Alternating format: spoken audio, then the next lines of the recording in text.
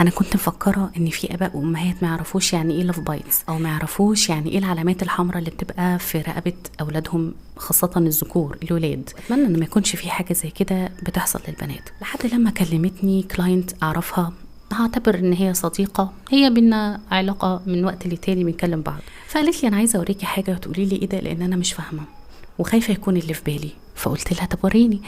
بعتت لي صوره لابنها وهو قاعد وبيبص الناحيه التانية وعنده كذا علامه هنا في رقبته.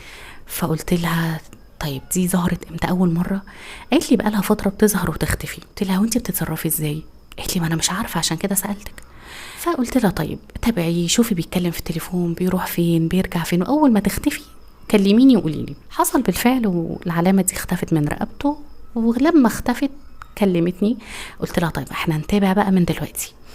النهارده هو خرج، كل لما يخرج ويرجع، والولد ده كان عنده 18 سنه، كل لما يخرج ويرجع شوفي رقبته يا حاجه ما فيهاش حاجه، من غير ما تبيني له اي حاجه ولا تتكلمي معاه ولا تسالي. قالت لي تمام. حصل الموضوع بقى يمشي ويرجع لحد ما في يوم لقيتها بعتالي الساعه 4 على الفجر بتقول لي الحقيني الولد رجع وفي رقبته علامه. قلت لها طيب اسكتي خالص لحد لما يصحى بكره وشوفي النهارده هيعمل ايه، شكله عامل ازاي، بيتكلم ازاي، ما تنكديش عليه دلوقتي عشان غالبا الدنيا بالليل وباباه ما يصحاش وتبقى الموضوع مصيبه لحد لما نفهم ايه ده. تاني يوم صحيت وقعدت واتكلمت معاه، فهو قاعدين بيفطروا كده، بابا كان في الشغل. قالت له ايه اللي في رقبتك ده؟ قال لها اتخبطت. قالت له اتخبطت يعني ايه في رقبتك؟ اللي اتخبط في مناخيره، في قرطه، في راسه، يعني ايه في رقبتك؟ وبعدين دي مش خبطه. من هنا لهنا بدأت تزعق، بدأت تتكلم، بدأت تقول له خلاص انا هاخد منك الموبايل، ومفيش نزول دروس، ومفيش او جامعه، ومفيش مش عارفه ايه، وقعدت تتكلم معاه كتير. وراح في الاخر قال لها طب انا هقول لك بس لازم تفهمي وما تقوليش لبابا حاجه وما تتدخليش في حياتي تاني، انا ما بعملش حاجه غلط. قالت له قول. قال لها والله يا ماما انا بعمل كده عادي في وسط اصحابي الولاد، بقرص رقبتي عشان يبان بقى لون هو روش وفي بنات والحوارات دي.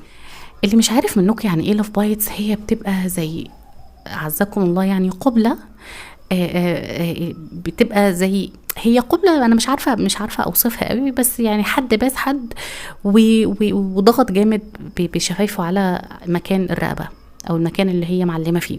فقالت له هل ده حاجة تخليك مفتخر انك بتعملها في وسط اصحابك؟ قال لها ما كله بيعمل كده. عايزة اقول لكم ان انا بالفعل كنت عند بابا من فترة وماشيه في ناس اعرفهم في المنطقه. الناس دي انا عارفه ان هم ناس محترمه قوي وناس كويسين جدا.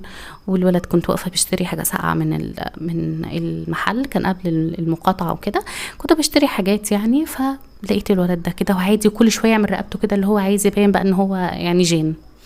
انتوا عارفين ان المشكله مش في الفعل ده قد المشكله في اللي وصل للولاد من ورا الفعل ده. تخيلوا ان في شاب مراهق لسه في مقتبل حياته شايف انه والعياذ بالله انه لما تظهر عليه علامة انه مصاحب بنت او بنت بتبوسه او بنت معلمة على رقبته هو كده بقى جان وكويس وجميل وكل الولاد بقى لازم يتلموا حواليه. دي مصيبة، ده فهم خاطئ، ده عدم توعية من الاهل وعدم متابعة ومفيش ادراك ومفيش ملاحظة ومفيش اصلا قعد معاه، مفيش حلال وحرام. ازاي جات له الفكرة ان دي حاجة من علامات الرجولة والروشنة؟ احنا لازم نراجع تربيتنا لاولادنا من اول وجديد، لازم نعرف بيروحوا فين، بيجوا منين، بيصاحبوا ايه، لازم نعرف المفاهيم اللي في دماغهم. اقعدوا اتكلموا معاهم، اعرفوا عنهم، شوفوا الترندات اللي طالعه، حاوروهم، ناقشوهم، اسالوهم طب ده لو حصل هيحصل ايه، هتعمل ايه، طب هل انت ممكن تعمل كده. عرفوهم ان هم عندهم اخوات بنات وما ينفعش ان هم يعملوا اي حاجه من دي عشان ما تترد لهمش. عرفوهم ان هم لازم يخافوا من الله سبحانه وتعالى. عرفوهم ان انتوا تعبتوا عليهم مش ايتوا عليهم. لكن فكره ان الولاد تبقى طايحه كده وشايفين ان القرف واعوذ بالله مقدمات الزنا وكل الكلام ده عادي، فدي مصيبه لازم تراجعوا عليها نفسكم.